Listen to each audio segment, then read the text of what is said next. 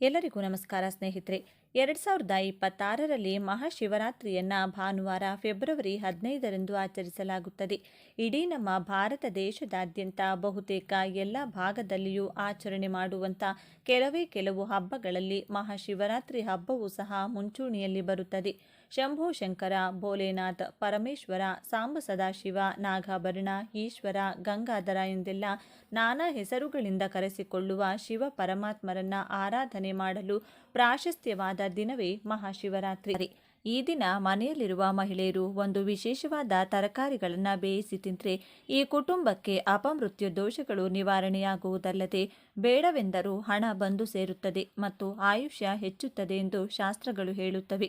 ಅಷ್ಟೇ ಅಲ್ಲದೆ ಈ ದಿನ ಈ ತರಕಾರಿಯನ್ನ ತಿಂದರೆ ಸಕಲ ದೇವತೆಗಳ ಆಶೀರ್ವಾದ ಲಭಿಸುತ್ತದೆ, ಅಷ್ಟೈಶ್ವರ್ಯಗಳು ಸಿದ್ಧಿಸುತ್ತವೆ, ಉತ್ತಮ ಆರೋಗ್ಯ ಲಭಿಸುತ್ತದೆ. ರೋಗಗಳು ಏನಾದರೂ ಇದ್ದರೆ ಅವು ಕೂಡ ನಿವಾರಣೆಯಾಗುತ್ತವೆ. ನಿಮ್ಮ ಕುಟುಂಬವು ಅಭಿವೃದ್ಧಿ ಹೊಂದಬೇಕೆಂದರೆ ಯಾವ ತರಕಾರಿಗಳನ್ನು ಕಡ್ಡಾಯವಾಗಿ ತಿನ್ನಬೇಕು ಎಂಬುದನ್ನು ಈಗ ಈ ವಿಡಿಯೋದಲ್ಲಿ ವಿವರವಾಗಿ ತಿಳಿದುಕೊಳ್ಳೋಣ. ಅದಕ್ಕೂ ಮುನ್ನ ನೀವಿನ್ನು ಚಾನಲ್ಗೆ ಸಬ್ಸ್ಕ್ರೈಬ್ ಆಗಿಲ್ಲ ಅಂದರೆ ಈಗಲೇ ಸಬ್ಸ್ಕ್ರೈಬ್ ಆಗಿ, ಹಾಗೆ ವಿಡಿಯೋಗೆ ಲೈಕ್ ಮಾಡಿ, ಎಲ್ಲರೂ ಭಕ್ತಿಯಿಂದ ಓಂ ನಮಃ ಶಿವಾಯ ಅಂತ ಕಮೆಂಟ್ ಮಾಡಿ. ಈ ಪವಿತ್ರ ದಿನದಂದು ಮನೆಯ ಮಹಿಳೆಯರು ನೆನಪಿಟ್ಟುಕೊಂಡು ಒಂದು ಅದ್ಭುತವಾದ ಪಲ್ಯವನ್ನು ಮಾಡಿದರೆ ನಿಮ್ಮ ದಾರಿದ್ರ್ಯವು ನಾಶವಾಗುತ್ತದೆ, ಅಷ್ಟೈಶ್ವರ್ಯಗಳು ಒಟ್ಟಾಗಿ ಬರುತ್ತವೆ ಎಂದು ಶಾಸ್ತ್ರಗಳಲ್ಲಿ ಹೇಳಿದ್ದಾರೆ. ಆ ಪಲ್ಯ ಯಾವುದೆಂದರೆ ಚಿಕ್ಕುಡಿಕಾಯಿ. ಚಿಕ್ಕುಡಿಕಾಯಿಗೆ ಒಂದು ವಿಶೇಷ ಪ್ರಾಮುಖ್ಯತೆ ಇದೆ. ಮುಖ್ಯವಾಗಿ ಈ ದಿನದಂದು ಚಿಕ್ಕುಡಿಕಾಯಿಯನ್ನು ಬೇಯಿಸಿ ಮನೆಯಲ್ಲಿ ಎಲ್ಲರೂ ತಿಂದರೆ ಆಯುಷ್ಯ ಅದು ವೃದ್ಧಿಸುತ್ತದೆ. ಲಕ್ಷ್ಮೀ ದೇವಿಯ ಕೃಪೆಗೆ ಪಾತ್ರರಾಗಿ ಧಾನ್ಯಗಳೊಂದಿಗೆ ಕೊರತೆಯಾಗಿರುವುದಿಲ್ಲ. ಆದ್ದರಿಂದ ಇಂದು ಎಲ್ಲರೂ ತಪ್ಪದೆ ಅವರೆಕಾಯಿ ಪಲ್ಯವನ್ನು ಸೇವಿಸಿ. ಯಾವುದಾದರೂ ಒಂದು ರೂಪದಲ್ಲಿ ಅವರೆಕಾಯಿಯನ್ನು ತಿನ್ನಲು ಪ್ರಯತ್ನಿಸಿ. ಪಲ್ಯ, ಹುಳಿ ಅಥವಾ ಅವರೆಕಾಯಿ ಚಟ್ನಿ, ಹೀಗೆ ಯಾವುದಾದರೂ ಒಂದು ರೂಪದಲ್ಲಿ ಅವರೆಕಾಯಿಯನ್ನು ತಿನ್ನಿ. ಗಂಡ ಮತ್ತು ಮಕ್ಕಳಿಗೆ ಹೆಚ್ಚು ಬಡಿಸಿದರೆ ತುಂಬ ಒಳ್ಳೆಯದು, ಆಯುಷ್ಯ ಹೆಚ್ಚುತ್ತದೆ. ಇದರ ಜೊತೆಗೆ ಈ ದಿನದಂದು ಪಪ್ಪಾಯಿ ಕಾಯಿ ಅಥವಾ ಹಣ್ಣನ್ನು ಸೇವಿಸುವುದು ಸಹ ತುಂಬ ಒಳ್ಳೆಯದು. ಇದು ದೇಹಕ್ಕೆ ಶಕ್ತಿಯನ್ನ ನೀಡುವುದಲ್ಲದೆ ಅಕಾಲ ಮರಣದ ದೋಷಗಳನ್ನು ನಿವಾರಿಸುತ್ತದೆ. ಆದ್ದರಿಂದ ಪಪ್ಪಾಯಿಯನ್ನ ಪಲ್ಯದ ರೂಪದಲ್ಲಿ ಅಥವಾ ಪಪ್ಪಾಯಿ ಹಲ್ವ ರೂಪದಲ್ಲಿ ಅಥವಾ ಹಣ್ಣಿನ ಪಪ್ಪಾಯಿ ತುಂಡುಗಳ ರೂಪದಲ್ಲಿ ಯಾವುದಾದರೂ ಒಂದು ರೀತಿಯಲ್ಲಿ ಇಂದು ಪಪ್ಪಾಯಿಯನ್ನ ತೆಗೆದುಕೊಳ್ಳಿ. ಹೀಗೆ ತಿಂದರೆ ಉತ್ತಮ ಫಲಿತಾಂಶ ಸಿಗುತ್ತದೆ, ತುಂಬ ಆರೋಗ್ಯಕರ. ವಿಶೇಷವಾಗಿ ಇಂದು ಮಕ್ಕಳಿಗೆ ಪಪ್ಪಾಯಿ ತಿನ್ನಿಸಿದರೆ ಅವರ ಬುದ್ಧಿಶಕ್ತಿ ವಿಕಸನಗೊಂಡು ಅಧ್ಯಯನದಲ್ಲಿ ಉತ್ತಮ ಸಾಧನೆ ಮಾಡುತ್ತಾರೆ. ವಿಶೇಷವಾಗಿ ಗಂಡು ಮಕ್ಕಳನ್ನು ಹೊಂದಿರುವವರು ಇಂದು ಇದನ್ನು ಖಂಡಿತವಾಗಿಯೂ ಬಿಡಬಾರದು. ನೀವು ನಿಮ್ಮ ಮಕ್ಕಳಿಂದ ಪಪ್ಪಾಯಿ ತಿನ್ನಿಸಿ. ಇನ್ನು ಇಂದು ಮಹಿಳೆಯರು ನೆನಪಿನಲ್ಲಿಟ್ಟುಕೊಳ್ಳಬೇಕಾದ ಮತ್ತೊಂದು ಪ್ರಮುಖ ತರಕಾರಿ ಬೆಂಡೆಕಾಯಿ. ಇಂದು ಬೆಂಡೆಕಾಯಿ ಪಲ್ಯಗಳನ್ನು ಬೇಯಿಸಿ ತಿನ್ನುವುದರಿಂದ ಮನಸ್ಸು ಶಾಂತವಾಗಿರುತ್ತದೆ, ಮನೆಯಲ್ಲಿ ಜಗಳಗಳು ಕಡಿಮೆಯಾಗುತ್ತವೆ, ಶಾಂತಿ ಇರುವಲ್ಲಿ ಲಕ್ಷ್ಮೀದೇವಿ ನೆಲೆಸುತ್ತಾಳೆ. ಆದ್ದರಿಂದ ಇಂದು ಬೆಂಡೆಕಾಯಿಯಿಂದ ಮಾಡಿದ ಅಡುಗೆಗಳನ್ನು ಸೇವಿಸುವುದು ಶುಭಕರ. ಅಂದರೆ ಬೆಂಡೆಕಾಯಿ ಪಲ್ಯ, ಬೆಂಡೆಕಾಯಿ 65 ಅಥವಾ ಬೆಂಡೆಕಾಯಿಯನ್ನು ಸಾಂಬಾರಿನಲ್ಲಿ ಹಾಕಿ ತಿನ್ನುವುದರಿಂದ ಯಾವುದೇ ಕಷ್ಟಗಳು ಬರುವುದಿಲ್ಲ. ಆದ್ದರಿಂದ ಬೆಂಡೆಕಾಯಿಯನ್ನು ನೆನಪಿಟ್ಟುಕೊಳ್ಳಿ. ಈ ಪವಿತ್ರ ದಿನದಂದು ಇರಬೇಕಾದ ಮತ್ತೊಂದು ಮುಖ್ಯವಾದ ಆಹಾರ ಹುರುಳಿ. ಶಾಸ್ತ್ರೋಕ್ತವಾಗಿ ಈ ಮಾಸದಲ್ಲಿ ಹುರುಳಿಗೆ ವಿಶೇಷ ಪ್ರಾಮುಖ್ಯತೆ ಇದೆ. ಈ ದಿನ ಹುರುಳಿಯನ್ನು ಬೇಯಿಸಿ ಒಗ್ಗರಣೆ ಹಾಕಿ ತಿಂದರೆ ಅಥವಾ ಬಿಸಿ ಬಿಸಿ ಹುರುಳಿ ಸಾರು ರೂಪದಲ್ಲಿ ಸೇವಿಸಿದರೆ ಅಥವಾ ಹುರುಳಿ ಬೇಳೆ ರೂಪದಲ್ಲಿ ತಿಂದರೆ ಸಾಕ್ಷಾತ್ ಸಕಲ ದೇವತೆಗಳ ಅನುಗ್ರಹ ಪ್ರಾಪ್ತಿಯಾಗುತ್ತದೆ. ಸಾಕ್ಷಾತ್ ಸೂರ್ಯ ಭಗವಾನನ ಶಕ್ತಿ ಮತ್ತು ಇಂದ್ರನ ಅಂಶಕ್ಕೆ ಪ್ರತೀಕವೆಂದು ಭಾವಿಸಲಾಗುತ್ತದೆ. ಈ ದಿನ ಹುರುಳಿಯಿಂದ ಮಾಡಿದ ಅಡುಗೆಗಳನ್ನು ಸೇವಿಸುವುದರಿಂದ ದೇಹದಲ್ಲಿನ ಕಲ್ಮಶಗಳು ನಿವಾರಣೆಯಾಗಿ ಆರೋಗ್ಯ ಪ್ರಾಪ್ತವಾಗುತ್ತದೆ. ಅಷ್ಟೇ ಅಲ್ಲದೆ ನಿಮ್ಮ ಜಾತಕದಲ್ಲಿರುವ ಗ್ರಹದೋಷಗಳು ನಾಶವಾಗುತ್ತವೆ. ಏಕೆಂದರೆ ಹುರುಳಿ ಕಾಳುಗಳು ಗ್ರಹದೋಷಗಳನ್ನು ನಿವಾರಿಸುತ್ತವೆ. ಮುಖ್ಯವಾಗಿ ಆರ್ಥಿಕ ತೊಂದರೆಗಳಿಂದ ಬಳಲುತ್ತಿರುವವರು ಇಂದು ಹುರುಳಿ ಸಾರು ಮಾಡಿ ತಿನ್ನುವುದರಿಂದ ಮನೆಯಲ್ಲಿ ಸಂಪತ್ತು ವೃದ್ಧಿಯಾಗುತ್ತದೆ, ಲಕ್ಷ್ಮೀದೇವಿಯ ಕೃಪೆ, ಧನ ವೃದ್ಧಿಯಾಗುತ್ತದೆ. ಮಕ್ಕಳಿಗೆ ಇದನ್ನು ತಿನ್ನಿಸಿದರೆ ಅವರಲ್ಲಿ ಜ್ಞಾಪಕ ಶಕ್ತಿ ಹೆಚ್ಚುತ್ತದೆ. ಆದ್ದರಿಂದ ಹುರುಳಿ ಕಾಳುಗಳನ್ನು ಯಾವುದಾದರೂ ಒಂದು ರೂಪದಲ್ಲಿ ನಿಮ್ಮ ಆಹಾರದಲ್ಲಿ ಸೇರಿಸಿಕೊಳ್ಳಿ. ಆರೋಗ್ಯದ ಜೊತೆಗೆ ಅಪಾರ ಸಂಪತ್ತನ್ನು ನಿಮ್ಮದಾಗಿಸಿಕೊಳ್ಳಿ. ಅಲ್ಲದೆ ಈ ದಿನ ಇರಬೇಕಾದ ಮತ್ತೊಂದು ಅದ್ಭುತವಾದ ಪಲ್ಯ ತೋಟದ ಸೊಪ್ಪು. ತೋಟದ ಸೊಪ್ಪುಗಳನ್ನು ಬೇಯಿಸಿದರೆ ವಂಶಾಭಿವೃದ್ಧಿಯಾಗುತ್ತದೆ, ಮಕ್ಕಳು ಆರೋಗ್ಯವಾಗಿರುತ್ತಾರೆ ಎಂಬ ನಂಬಿಕೆ. ತೋಟದ ಸೊಪ್ಪು ಪಲ್ಯ, ಸಾರು ಹೀಗೆ ಬೇಯಿಸಿ ಇವೆಲ್ಲ ಕೇಳಲು ಸರಳವಾಗಿ ಕಾಣಿಸಿದರೂ ಈ ಪವಿತ್ರವಾದ ದಿನ ಇವುಗಳನ್ನು ಸೇವಿಸುವುದರ ಹಿಂದೆ ಆಳವಾದ ಆಧ್ಯಾತ್ಮಿಕ ಮತ್ತು ಆರೋಗ್ಯಕರ ರಹಸ್ಯಗಳು ಅಡಗಿವೆ. ಆದ್ದರಿಂದ ಮಹಿಳೆಯರು ಈ ದಿನ ನೆನಪಿಟ್ಟುಕೊಂಡು ಯಾವುದಾದರೂ ಒಂದು ತರಕಾರಿಯನ್ನು ಬೇಯಿಸಿ ತಿನ್ನಿ. ಈ ದಿನದಂದು ನೀವು ಯಾವುದೇ ತರಕಾರಿ ತಿಂದರೂ ಅದಕ್ಕೆ ಸ್ವಲ್ಪ ತುಪ್ಪ ಸೇರಿಸಿ ತಿಂದರೆ ಇನ್ನೂ ಒಳ್ಳೆಯದು. ಇವೇ ಈ ದಿನ ಕಡ್ಡಾಯವಾಗಿ ತಿನ್ನಬೇಕಾದ ತರಕಾರಿಗಳು. ಈ ಪವಿತ್ರ ದಿನದಂದು ಮನೆಯ ಮಹಿಳೆಯರು ತಪ್ಪಿಯೂ ಸಹ ಕುಂಬಳಕಾಯಿ ತರಕಾರಿ ಅಥವಾ ಹೀರೆಕಾಯಿ ತರಕಾರಿಯನ್ನು ಬೇಯಿಸಬಾರದು.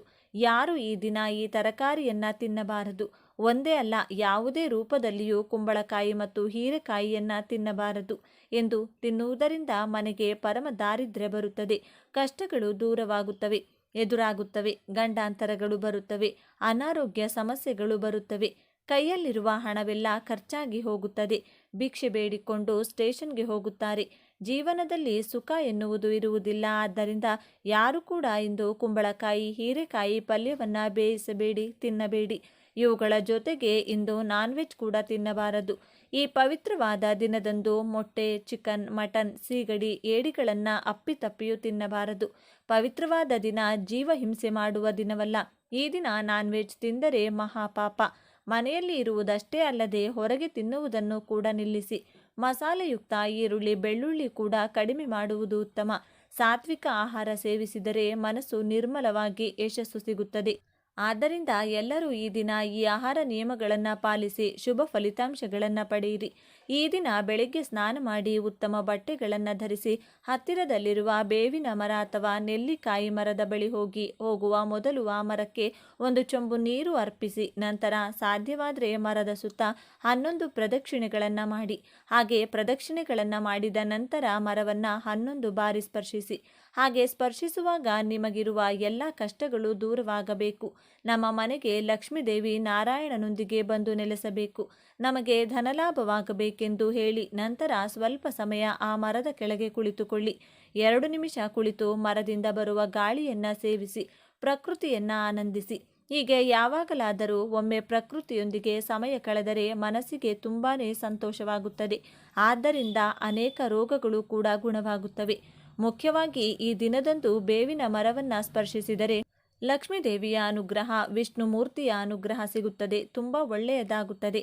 ಶ್ರೀ ಮಹಾವಿಷ್ಣುವಿನ ಸ್ವರೂಪವೆಂದು ಭಾವಿಸುತ್ತಾರೆ. ನೆಲ್ಲಿಕಾಯಿ ಲಕ್ಷ್ಮೀದೇವಿಗೆ ತುಂಬ ಪ್ರಿಯವಾದದ್ದು. ಈ ಮರವನ್ನು ಶ್ರೀ ಮಹಾವಿಷ್ಣುವಿನ ರೂಪದಲ್ಲಿ ಹೆಚ್ಚಾಗಿ ಪೂಜಿಸುತ್ತಾರೆ. ನೆಲ್ಲಿಕಾಯಿ ಮೇಲೆ ದೀಪ ಹಚ್ಚುವ ಸಂಪ್ರದಾಯವೂ ಇದೆ. ನೆಲ್ಲಿಕಾಯಿ ಮರದಲ್ಲಿ ಅನೇಕ ಔಷಧೀಯ ಗುಣಗಳಿವೆ. ಆಯುರ್ವೇದದಲ್ಲಿ ಬಳಸುವ ಪ್ರಸಿದ್ಧ ಔಷಧವಾದ ತ್ರಿಚಲ ಚೂರ್ಣದಲ್ಲಿ ನೆಲ್ಲಿಕಾಯಿ ಪುಡಿಯು ಒಂದು ಭಾಗವಾಗಿದೆ. ನೆಲ್ಲಿಕಾಯಿ ಮರವನ್ನು ಪೂಜಿಸಿದರೆ ಸಮಸ್ತ ವಿಷ್ಣು ಕ್ಷೇತ್ರಗಳಲ್ಲಿ ವಿಷ್ಣು ಪೂಜೆ ಮಾಡಿದ ಫಲ ಸಿಗುತ್ತದೆ. ನೆಲ್ಲಿಕಾಯಿ ಮರವೆಂದರೆ ವಿಷ್ಣುವಿಗೆ ಮಾತ್ರವಲ್ಲ, ಶಿವನಿಗೂ ಬಹಳ ಇಷ್ಟ. ಲಕ್ಷ್ಮೀದೇವಿ ಭೂಮಿಗೆ ಬಂದಳು. ಆ ಸಮಯದಲ್ಲಿ ಶಿವಕೇಶವರನ್ನ ಪೂಜಿಸಬೇಕೆಂದುಕೊಂಡಳು. ಇಬ್ಬರನ್ನು ಒಂದೇ ಸಮಯದಲ್ಲಿ ಪೂಜಿಸಬೇಕೆಂದುಕೊಂಡಳು ಅವಳು. ನೆಲ್ಲಿಕಾಯಿ ಮರವನ್ನ ಆರಿಸಿಕೊಂಡು ನೆಲ್ಲಿಕಾಯಿ ಮರವನ್ನ ಪೂಜಿಸಿ ಶಿವಕೇಶವರ ಅನುಗ್ರಹವನ್ನ ಪಡೆದಳು ಎಂದು ಪುರಾಣಗಳು ಹೇಳುತ್ತವೆ. ಈ ಕಥೆಯ ಮೂಲಕ ಶಿವಕೇಶವರು ನೆಲ್ಲಿಕಾಯಿಯ ಮರದಲ್ಲಿ ವಾಸಿಸುತ್ತಾರೆಂದು ತಿಳಿದು ಬರುತ್ತದೆ. ಅಷ್ಟೇ ಅಲ್ಲ, ನೆಲ್ಲಿಕಾಯಿ ಮರದ ಕೆಳಭಾಗದಲ್ಲಿ ಬ್ರಹ್ಮ ಕೂಡ ಇರುತ್ತಾನೆ ಎಂಬ ನಂಬಿಕೆ ಇದೆ. ಇದೇ ಮರದ ಕೆಳಗೆ ಪುರಾಣ ಕಾಲಕ್ಷೇಪ ಮಾಡಿದರೆ ಜನ್ಮ ಜನ್ಮಾಂತರದ ಪಾಪಗಳು ನಾಶವಾಗುತ್ತವೆ. ಅಷ್ಟೇ ಅಲ್ಲ, ಬೇವಿನ ಮರ ಕೂಡ ಬಹಳ ವಿಶೇಷವಾದದ್ದು. ಹಿಂದೂ ಧರ್ಮದಲ್ಲಿ ಕೆಲವು ಮರಗಳನ್ನು ಪೂಜನೀಯ ಮರಗಳೆಂದು ಮತ್ತು ಪವಿತ್ರ ಮರಗಳೆಂದು ಗುರುತಿಸಲಾಗಿದೆ. ಅವುಗಳಲ್ಲಿ ಬೇವಿನ ಮರವು ಆರೋಗ್ಯಕ್ಕೆ ಒಳ್ಳೆಯದಾಗಿರುವುದರ ಜೊತೆಗೆ ವಾಸ್ತು ಪ್ರಕಾರವು ಅನೇಕ ಪ್ರಯೋಜನಗಳನ್ನು ನೀಡುತ್ತದೆ.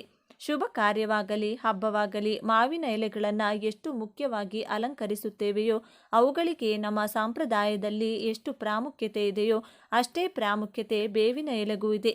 ಬೇವಿನ ಮರ ಬಹಳ ಪವಿತ್ರವಾದದ್ದು. ವೈದ್ಯಕೀಯದಲ್ಲಿ ಇದರ ಪಾತ್ರದ ಬಗ್ಗೆ ಕೌಟಿಲ್ಯನು ಅರ್ಥಶಾಸ್ತ್ರದಲ್ಲಿ ವಿವರಿಸಿದ್ದಾನೆ. ನಮ್ಮ ಪ್ರಾಚೀನ ಆಯುರ್ವೇದದಲ್ಲಿಯೂ ಬೇವಿನ ಬಗ್ಗೆ ಅನೇಕ ಪುರಾವೆಗಳಿವೆ. ಭೂಮಿಯ ಮೇಲೆ ಅಮೃತದ ಹನಿಗಳು ಬಿದ್ದರೆ ಅದು ಬೇವಿನ ಮರವಾಗಿ ಮಾರ್ಪಟ್ಟಿದೆ ಎಂದು ಪುರಾಣಗಳಲ್ಲಿ ಕಥೆಗಳಾಗಿ ಬರೆದಿದ್ದಾರೆ. ಯಾರಾದರೂ ತಮ್ಮ ಜೀವನದಲ್ಲಿ ಒಂದು ಬೇವಿನ ಮರವನ್ನು ನೆಟ್ಟರೆ ಅವರು ನೇರವಾಗಿ ಸ್ವರ್ಗವನ್ನು ಸೇರುತ್ತಾರೆಂದು ಶಾಸ್ತ್ರ ಹೇಳುತ್ತದೆ. ಆದ್ದರಿಂದ ನೀವು ಕೂಡ ನಾಳೆ ಬೇವಿನ ಮರವನ್ನು ಅಥವಾ ತಾಮ್ರದ ನೆಲ್ಲಿಕಾಯಿ ಮರವನ್ನು ಯಾವುದೇ ಈ ದಿನ ಸ್ಪರ್ಶಿಸಿ ಫಲಿತಾಂಶಗಳನ್ನು ಪಡೆಯಿರಿ. ಈ ಒಂದು ವಿಶೇಷ ಮಾಹಿತಿ ನಿಮಗೆ ಇಷ್ಟವಾದರೆ ತಪ್ಪದೆ ಜೈ ಸುಬ್ರಹ್ಮಣ್ಯ ಸ್ವಾಮಿ, ಜೈ ಲಕ್ಷ್ಮೀ ನರಸಿಂಹಸ್ವಾಮಿ ಅಂತ ಬರೆದು ಈ ವಿಡಿಯೋವನ್ನು ಎಲ್ಲರಿಗೂ ಶೇರ್ ಮಾಡಿ. ಮುಂದಿನ ಬಾರಿ ಮತ್ತೊಂದು ವಿಶೇಷ ದೈವ ಮಾಹಿತಿಯೊಂದಿಗೆ ಚಾನೆಲ್ ಮೂಲಕ ಭೇಟಿಯಾಗೋಣ. ಧನ್ಯವಾದ ಸ್ನೇಹಿತರೆ.